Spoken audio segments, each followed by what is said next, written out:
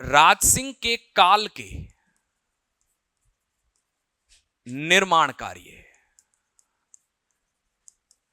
कैसे कार्य गुरुजी? कि राज सिंह के काल के निर्माण कार्य कौन कौन से थे, ढंग से समझना। 3 निर्माण कार्य है और इन तीनों में त्रिमुखी बावड़ी पूछा जा चुका है, कई बार पूछा है, माध्यमिक शिक्षा बोर्ड की किताबों में भी है।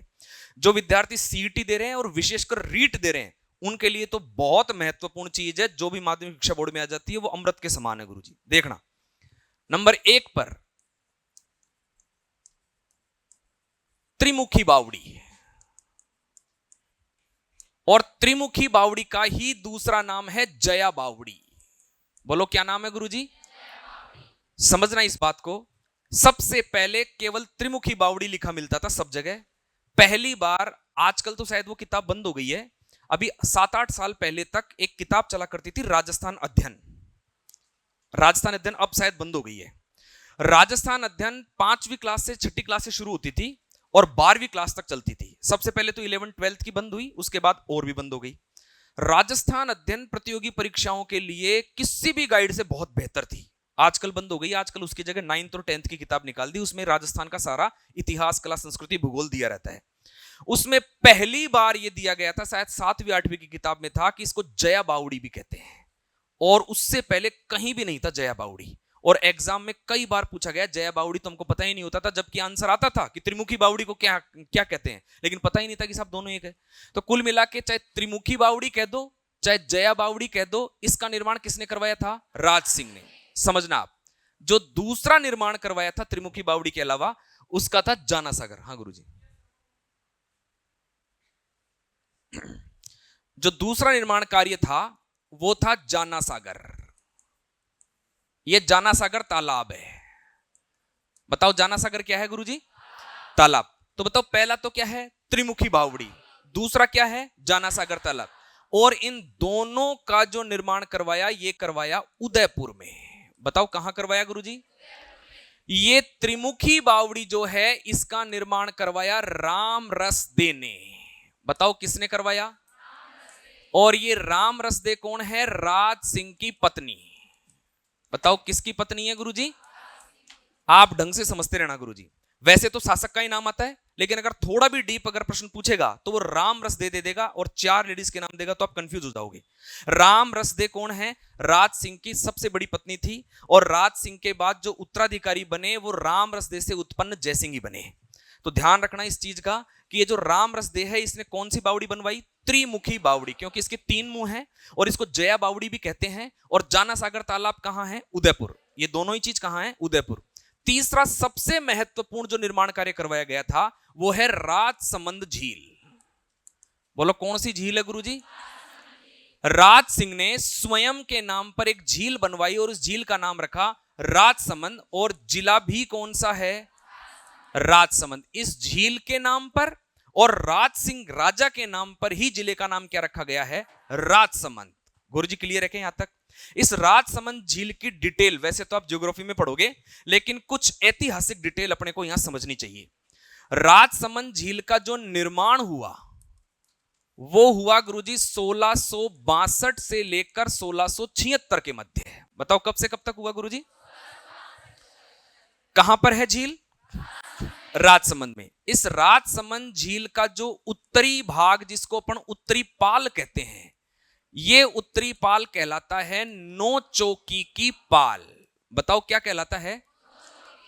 और ये प्रश्न आप कई बार देख चुके हैं। नौचौकी की पाल कहां है? राजसमंद में।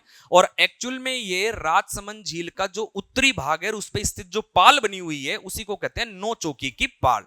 अब ये क्या है? इस नौचौकी की पाल या उत्तरी पाल पर क्या है कि 25 काले पत्थर हैं। आ रही है अपने बात समझ में गुरुजी? चौकोर से काले पत्थर हैं 25, और इन 25 काले पत्थरों पर मेवाड़ का इतिहास लिखा है। बताओ किसका इतिहास लिखा है? मेवाड़ का इतिहास लिखा है। अब मेवाड़ के इतिहास में भी क्या लिखा है? तो साहब ध्यान रखना, बप्पा रावल से लेकर राज सिंह तक का इतिहास है। बताओ कहां से कहां तक का?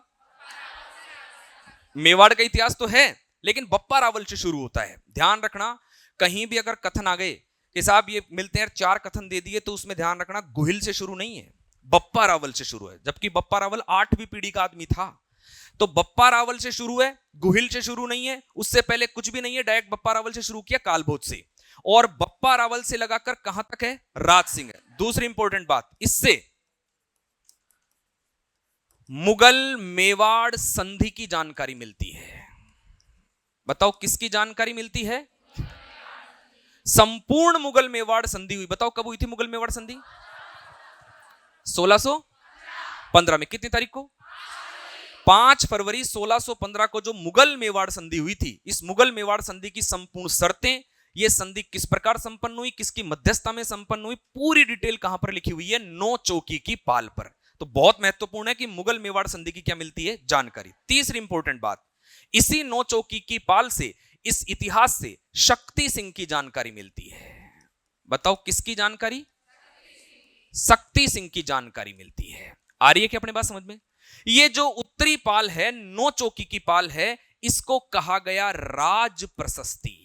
बताओ क्या कहा गया? और इस नो चौकी की पाल पर जो सब कुछ विवरण लिखा हुआ है, इसको हम छोटे से रूप में, संयुक्त रूप में कह देते हैं राज प्रशस्ति। प्रशस्ति का मतलब मैंने आपको पहले भी बताया है कि ऐसा लेख जिसमें यश, कीर्ति, यशोगाथा का वर्णन हो, प्रशंसा हो, उसी को क्या कहते हैं? प्रशस्ति। और क्योंकि राज सिंह की प्रशस्ति का ज्यादा उल्लेख है, इसीलिए इसका नाम रखा गया राज प्रशस्ति। मैं पहले ही बता चुका हूं कि राज प्रशस्ति के लेखक कौन थे? रणछोड़ भट्ट। बोलो कौन थे गुरुजी? रणछोड़ भट्ट तैलंग। थे कि नहीं थे? बताओ जगन्नाथ राय प्रशस्ति किसने लिखी? मुझे लगता है कि जितनी आवाज आई ना, 25% लोगों को याद था। 75% लोगों को अपना आत्मावलोकन करना, 75% आदमियों को इसलिए पता नहीं था कि गुरुजी कंसंट्रेशन लेकर नहीं बैठे हैं, आप केवल और केवल भौतिक रूप से ही बैठे हो। बस आपका ध्यान 100% जो होना चाहिए था, या 100% ग्रहण करना चाहिए था ना, वो 100% कर नहीं रहे हो, इसलिए याद नहीं है। अगर 100% कंसंट्रेशन लगाकर और जोर लगाकर यहां बैठे हो ना, तो निश्चित रूप से आपके आंसर्स उंगलियों पे आने चाहिए। आप सोचो, लेटेस्ट पढ़ी हुई चीज अगर आपको याद नहीं आ रही है, तो 6 महीने पहले पढ़ी हुई चीज याद आ सकती है क्या? 100% कंफ्यूजन होगा। और इस रणछोड़ भट्ट तैलंग में, कृष्ण भट्ट तैलंग में, अगर ये दोनों ऑप्शन आ गए ना, तो गुरुजी अपने काका जी याद आ जाएंगे। उस समय होगा ये चीज। आपको जब पेपर होगा, या आप 2-3-4 पेपर देंगे ना आप, तो मैं आपको बता दूंगा, और आपको खुद को आत्मावलोकन हो जाएगा कि हाँ ऐसा होता है। तो गुरुजी बहुत आप कंसंट्रेशन लेकर बैठना है यहां पर। मैं फिर बता रहा हूं, ढंग से समझना। इसके निर्माण कार्यों से प्रश्न आता है। मैंने राज सिंह जब नोट लगवाया, ऊपर लिखवाया, तो सबसे पहले एक ही बात बोली थी कि राज सिंह के निर्माण कार्यों से प्रश्न आता है। 3 तो मैंने सबसे पहले मंदिर लिखवाए, और 3 और ये निर्माण कार्य लिखवाए। ये 6 बहुत महत्वपूर्ण है। 3 तो मंदिर थे, नंबर 1 पर कौन सा? नंबर 2 पर, और नंबर 3 पर। दूसरी इंपॉर्टेंट बात है कि जो इसने और निर्माण कार्य करवाए, उनमें सबसे पहला त्रिमुखी बावड़ी। त्रिमुखी बावड़ी का दूसरा नाम? निर्माण किसने? रामरस दे कौन? राज सिंह की पत्नी थी। दूसरा जाना सागर, ये दोनों कहां? और तीसरा राजसमंद झील, 1662 से 1676। जिला कौन सा? इसके उत्तरी पाल को या भाग को हम नो चौकी की पाल कहते हैं, और 25 काले पत्थरों पर संस्कृत भाषा में मेवाड़ का इतिहास लिखा हुआ है। भाषा कौन सी है गुरुजी?